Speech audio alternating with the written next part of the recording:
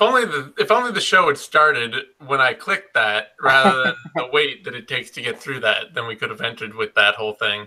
Oh well. It'll be a dark bout or a dark comment. There you go.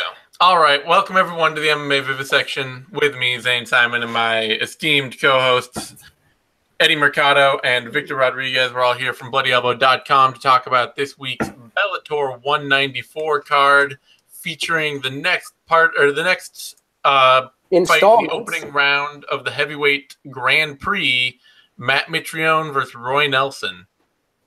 Yay! And, I'll admit, I'm a little, that rematch is enough to get me, excited a little. To be like, yeah, I want to see that.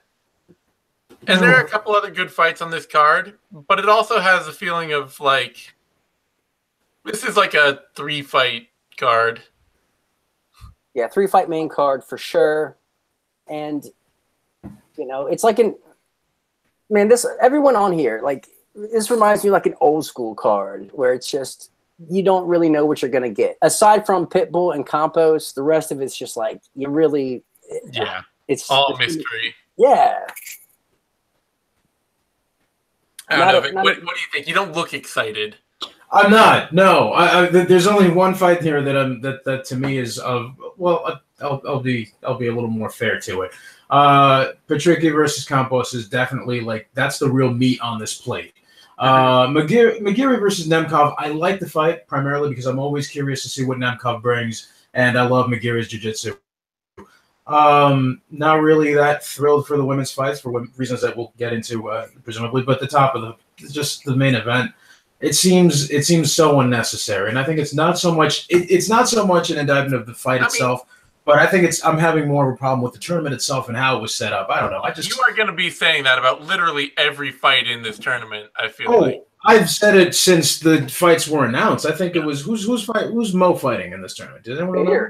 Ryan Bader.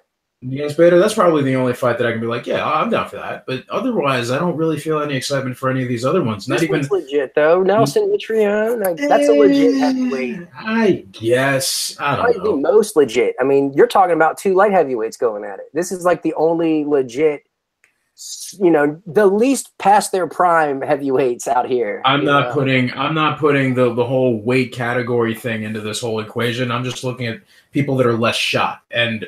Roy Nelson, but we'll get to that. We'll get to the actual fight. But yeah, I'm not that thrilled about it. Hopefully, this card will prove me wrong and it'll be exciting. But I'm really not seeing that right now. Yeah, it is going to be one of those things where the first 2 bouts on this do not hold any promises whatsoever. After that, hopefully it's fun. Hopefully the first 2 bouts are sloppy and fun because they're going to be sloppy. But we don't know. So to start the card off, we're going to skip all the prelims. There's nothing on the prelims that you need to know about, we need to tell you about. Nobody that's going to blow your mind or everybody's waiting on this guy. No. So we're just going to jump straight into the main card. And the first bout of the main card that is really going to be summed up hopefully in a minute or less by each of you. A featherweight bout, Taiwan Claxton versus Jose Antonio Perez. And Eddie, as brief as possible thoughts on this. Claxton's on the main card because his pro debut was a sensational knee knockout. Just beautiful. And when it happened, I think I tweeted this out, but if that were me, I would have retired on that because it gets no better. You cannot have a better fight than that, I promise you. And that's the only reason. His opponent's 0-1. So we might as well be talking about Floyd Mayweather versus CM Punk. And that's all I have to say about that. All right. Vic? Yeah, man. Eddie ain't wrong. So, yeah, whatever he said. The fuck? What else do you want me to give you here? Look, the guy's a very dynamic athlete, and he's getting a guy who, despite being 0-1, that doesn't mean the end of the world. It's kind of the kind of guy should be fighting. But he's also 1-3 in his amateur career, so yeah. So yeah. All right, we know what this is. Yeah, he'll get his $250 and go home. Ow! Oh God! Oh, that hit me right in the feels. Fuck! I hate this sport so much. All right. Next up on the main card, a flyweight bout: Heather Hardy, Anna Juliton, two former boxers duking it out in MMA. Vic, thoughts on this? Okay, 2 minor corrections. Number one. Wait. Sorry. I've already stopped you, and I feel like a dick about that. But Tyrone Claxton's at minus 1,700. Jose Perez plus 800. No, that was worth the interruption. That I like. Oh boy. Wow. Do I need to read out that 1-800 number? You should probably. We'll just post it at the bottom and flashing, you know. Yeah, okay, 2 minor corrections here. Number one, name snob that I am, it's Hulaton. Hulaton. Okay. Yeah. Snob. That's okay. I'm a name slob. There we go. I just look at it and be like, okay, this is how I'd say it. Whatever. No, I've gotten my fair share of shit for being a name snob. That's why I'm celebrating it now. Not only that, but they're still apparently going to be doing boxing while they're doing MMA. So I don't know if it's really fair to call them former boxers yet. But here's what we've got. Heather Hardy. We've seen her fight before. You know, sometimes it just gets ugly. You know, it's not. For all her boxing accolades in the actual fights in MMA, it hasn't come across as crisp as perhaps we might want or expect. She hasn't really fought somebody that's going to be, you know, this superb wrestling threat. They're going to keep giving her people that are mostly strikers, and that's, I guess, understandable from a production standpoint. Whereas Hulaton has a more well-rounded game, and I only say this largely because of the fact that she's been training with folks like Angela Reyes out in Vegas and, you know, Ricky Lindell and them. So I'm going to have to kind of favor somebody who not only has been doing MMA for a little longer, but has a much more solid crew around her for that. So, yeah, I'm going to go with Anna Hulaton on this. All right, Eddie, what do you think? Are you picking against Bellator's Golden Girl? I think the Golden Girl got fucked up in her last outing. Christina Williams kicked her in the face, busted her nose, exposed her for not being that good of an MMA striker. So this I mean, this is 1-1 versus 2-3. You know, they're also boxers, and you know what kind of. There's no analysis to be done here. Like, what the fuck ever. This is a coin flip. So I don't care who wins. They have agreed to do a boxing bout after this. I will be more inclined to care about that. Yeah. So I'm just going to stick with not giving a shit about this card, and I refuse to pick. Yeah. Is that a first? That's some ballsy shit. I like that. Remember, I picked a draw once, or no, I picked a no contest, and then I picked a draw on one fight. You guys are killing me today. All right. No. Bellator is killing you, brother. Okay, We're not doing shit but reporting on what we see here. Like, if you want me to do some fake analysis, I will. But 1-1 versus 2-3, like, come on. I know. And dropping that hot fire. This is straight facts. I like this. Hardy opened at minus 600 and has adjusted up to minus 333 and is currently at minus 348. Hulaton opened at plus 400, dropped down to plus 258, and is now plus 271. I got to guess that that's just because Heather Hardy does good interviews. I don't know. Nobody on this card should be more of a favorite than minus 200, period. Nobody. Yeah. That's crazy talk. Not even Claxton? Not even who? Not even Claxton? No. Definitely not Claxton. No. That was so worth it. How much time did he spend in the cage? A minute and 29 seconds. He hasn't even fought for 90 seconds in the cage. There's no fucking way minus 1,700 on that. Jesus. Hell no. I'm just going to sit back and wow. That brings us to the first true bout of the card. Liam McGeary, Vadim Nemkov. Eddie, what are your thoughts? Very intriguing matchup stylistically. You got Liam McGeary, former light heavyweight champion. He's shown us that he will be taken down. He will opt to play guard versus trying to get up. Jimmy Smith says he has Hail Mary Jiu-Jitsu, which is balls dead accurate, because that's exactly what he has. He's 6'6", has a mean jab. He can throw his punches. He has knees that can reach a lot higher and travel a lot faster than his opponents realize. So that's exceptionally dangerous. He's had flashes of brilliance on the feet. We've seen impressive one-punch knockouts from him, even though he didn't exactly look awesome against the grappler Linton Vassell in his last fight. Like on the feet, he just kind of looked out of sorts, like almost like herky-jerky and just not very smooth. So when Liam won the belt, he won it he won a decision against Emmanuel Newton. And the only reason he won that decision is because Newton spent the entire fight in the triangle, basically. And lately, I've been watching so many old school fights from late 90s, early 2000s. And I got to say, McGeary just has a very old school style of mixed martial arts that really isn't suited to win rounds. You know, he's not a point fighter. And if there were no round limits, then yeah, you know, he's got the time to find those submissions. But there are round limits. So he's going to keep losing decisions to people that can get him down and stay on top without being threatened with subs, without letting him threaten with subs. That's the blueprint to Liam McGeary. Nemkov, on the other side, he trains with Fedor. His brother's Victor Nemkov, 25-6, legit dude himself. This guy's tough. He can, you know, put on the pressure when it's time to get his killer instinct on. He can be a little cavalier with his sub attempts, a la Emmanuel Sanchez in his earlier career. And he looked fucking awesome in his Bellator debut. He starched Felipe Lins. He dropped him with the right hand and followed up with some amazing ground and pound, looking like Fedor with that performance. And so it was a solid win. Nemkov, he gives me a light heavyweight Brent Primus feel. Like if Brent Primus were light heavyweight, this is how he would fight. So can Nemkov beat Liam McGeary? Probably. But I'm afraid a controlling top game isn't really Nemkov's style. So I don't think he's going to follow the blueprint to beating Liam McGeary, and his aggressiveness might work against him here. So I'm going to take McGeary by submission. All right, Vic. That was a whole journey Eddie just took us on. What do you got for me? It was actually a pretty necessary one and an illuminating one at that. I do have to partially agree. I mean, the thing is with McGeary, he gets a lot more passive. Obviously, his jiu-jitsu base allows for him to, you know, look for as many opportunities as possible to threaten off his back. And he's, you know, his wrestling defense, you know, he's more than willing to abandon that and get to where he's more favored. Obviously, his ground game, his guard game has been, we've seen how tricky it can be. And even from top position, he can be pretty threatening. But I'm actually seeing this more as one of those situations where Nemkov ends up in his guard and they end up having some stalemates there for a good chunk of the fight.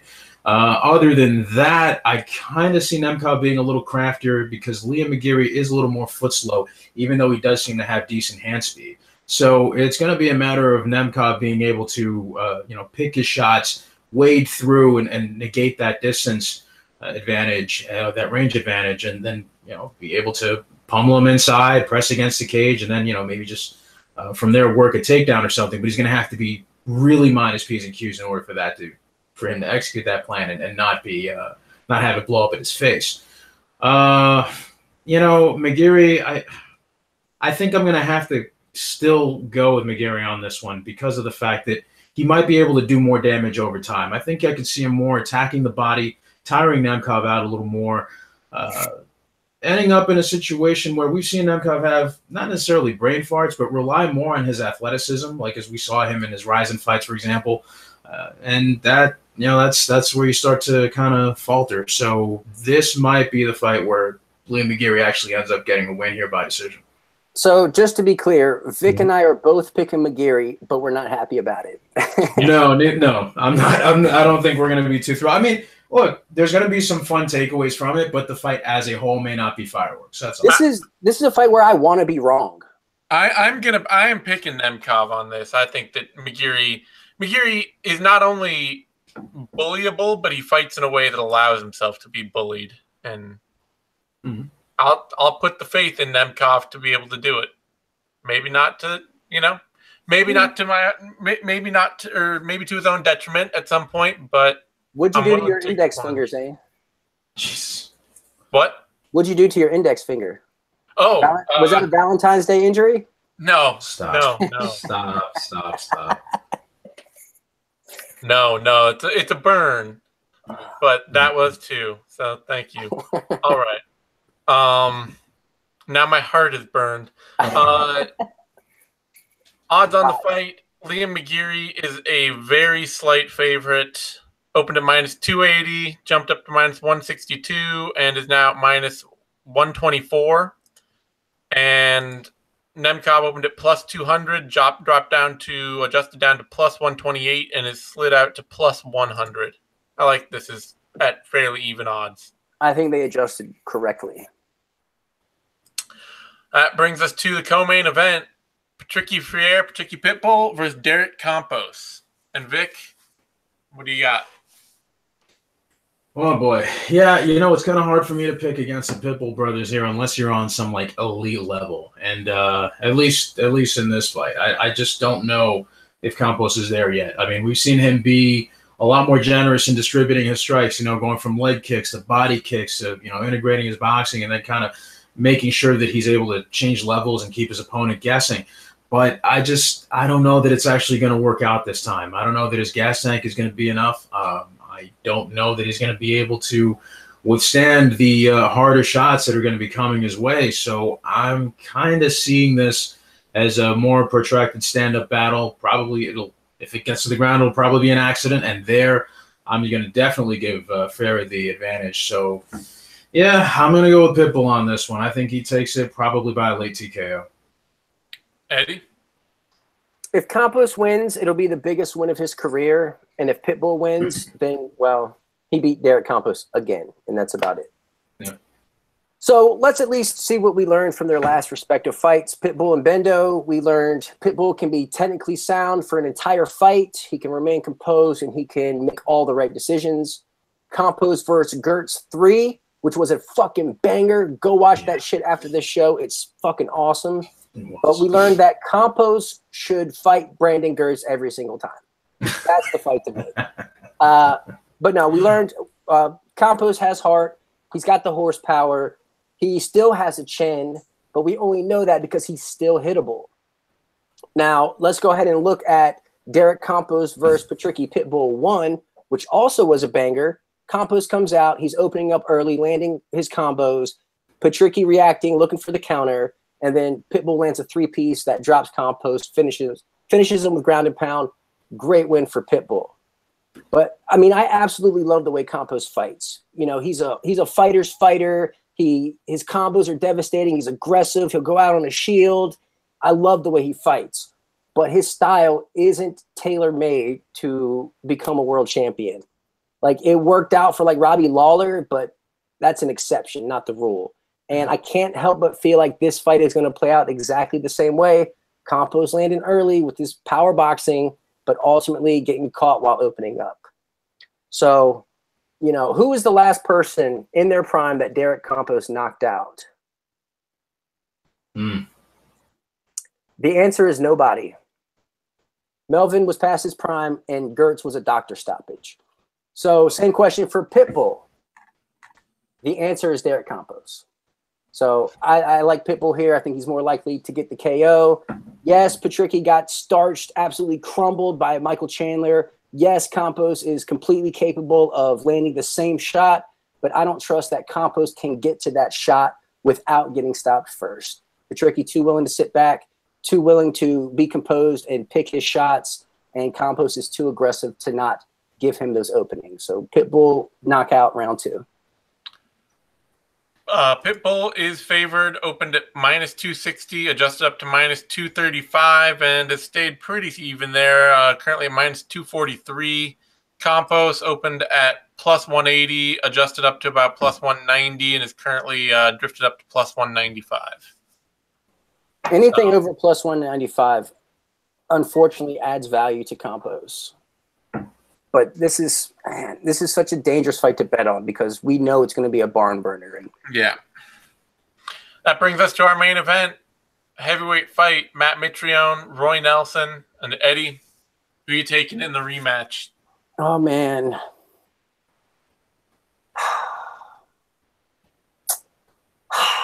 Man. All right. So Roy Nelson only beats guys that are past their prime and or not very good.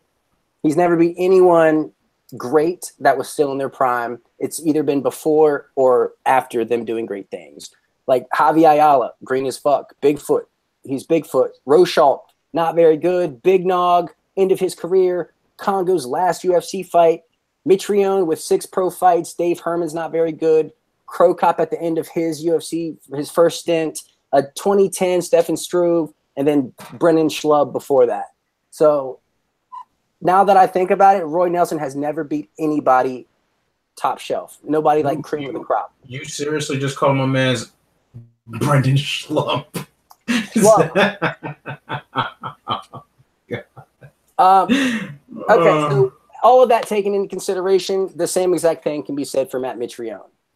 So this, for me, is another one of those throwback fights where the skill set is pretty much irrelevant and the physical side of things is just much more meaningful. For example, who can take the better punch? Mitrione is struggling against Carl Sumanutafu, Ali Thompson, even got dropped by Fedor in his last fight. Roy, on the other hand, he hasn't been KO'd in 4 years, and that was Mark Hunt. And before that, it was Andrei Arlovsky in Elite XC back in 2008. So Roy has only lost by knockout twice, and the remaining 12 losses have all been decisions. Mitrione, he's won 1 decision ever and basically knocks everybody else out. So if getting the knockout is how you win, and you're facing someone who doesn't get knocked out hardly ever, I don't like your path to victory here. And I think Mitrione is capable of more offense, but his chin is more suspect. And I hate to simplify this into a chin versus chin match, but that's just kind of what it is. And if it's a chin versus chin match, I got to go with Roy Nelson. So I got Roy Nelson knockout round 1. And I think it's going to be the same fight from 2012, just slower and a lot sloppier. What do you think, Vic? Are you picking Mitrione to capitalize on his tournament favorite status? Okay, I do have to agree with the last sentiment that it's going to be pretty much like the last fight, except it's going to be uglier and slower. But here's a couple of problems with that. Number one, Mitrione did knock out Derek Lewis, and he wasn't in his prime yet. So, you know, I mean, there's one thing to consider. Number two, Roy Nelson, yeah, sure, he's only been knocked out, what, twice, maybe, what? That's about it.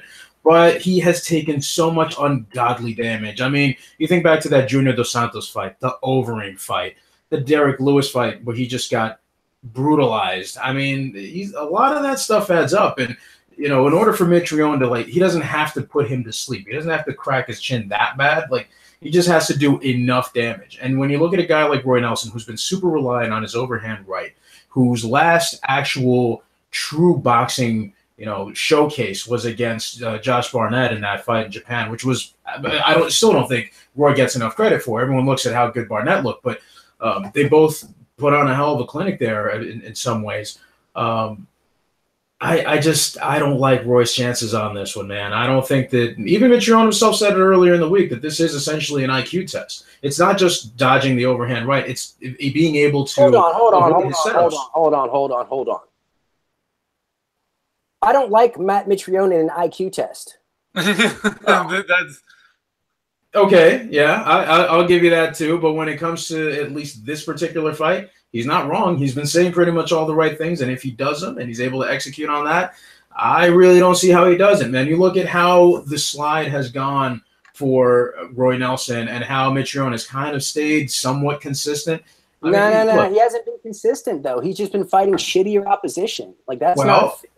Okay, but physically, I'm not talking about like the caliber of his opponents. I'm talking about like at least his output and his physical skills. Like, you haven't really seen that kind of decline like you've seen with Roy. You don't see the same kind of wear and tear. So that's kind of what I'm looking at here, and it just I don't know, man. Mitrione's getting dropped every fight. That's wear and tear. Yeah, but he's not getting, you know, hit with fucking elephant gun knuckles, you know, in every fight and you know, really just repeatedly getting hammered over and over and over. You can get dropped and still come back. We've seen it with Alvarez. We've seen it with Frankie Edgar. I mean, it can happen. Fine. I mean, that's just part of the fight game, is some dudes get reckless. But I really do think that this is the kind of fight where he should be careful enough to be able to pull it off. So I'm going to go with Mitrione on this. I just don't see it being a knockout. I don't even think it's going to be a finish. So yeah, I like the Mitrione pick just because Roy Nelson looks so like just so like not dangerous, so harmless right now.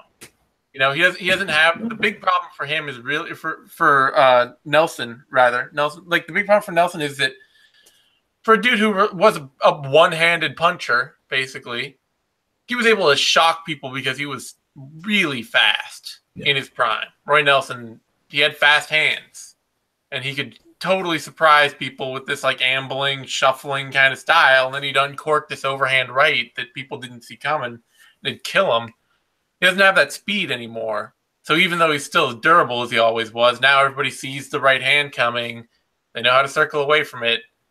and it just doesn't knock anybody out these days. I don't even know how much Poppy's got on that anymore, to be honest. But the flip side is, I have to pick Nelson just because it's a battle. If it's a battle of durability, Nelson, like, even as he's the fighter who's lined up for terrible CTE problems in his later years.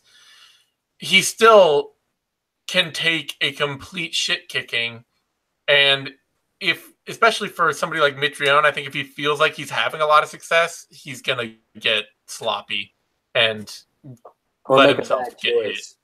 Yeah, like his Rothwell fight. Yeah, I don't know. Like it's interesting because I definitely think that a pick for Mitrione is not out of the question here, and a decision for Mitrione. That he just lands a few better shots per round, and they both look terrible, and there's a lot of clinching, and there's just a lot of like ugly shuffling, Roy Nelson not landing, and all that. It can happen, but I'm picking Roy. I pick Roy just because, like you say, if it's an IQ test for Matt Mitrione, that's exactly the kind of test I expect him to fail. Yeah, and Mitrione's last decision was Joey Beltran in 2010. He's not even nobody's arguing that Mitrione is a decision winner, but Roy Nelson, he's a decision loser. He's not a decision winner. Yeah, but I'm saying, but Roy Nelson, as a former knockout artist who no longer knocks people out, Mm-hmm. Yeah. I'm interested in the fight though, because quite honestly, like, it's still every bit like it's a complete mystery to me. You're interested, but you're not thrilled. It's like the whole Grand Prix itself. The whole Grand Prix itself is like it's all about who is the more physically capable fighter out there. That's the whole premise. Who's the least shot? Outside of durability alone, Mitrione looks like a much more physically capable fighter. Roy Nelson does not look like a physically capable fighter anymore in terms of his speed, in terms of his power, in terms of his offensive production. Everything but durability, really. Yeah, but heavyweight durability is king. So who knows? Odds on this, Matt Mitrione is the favorite.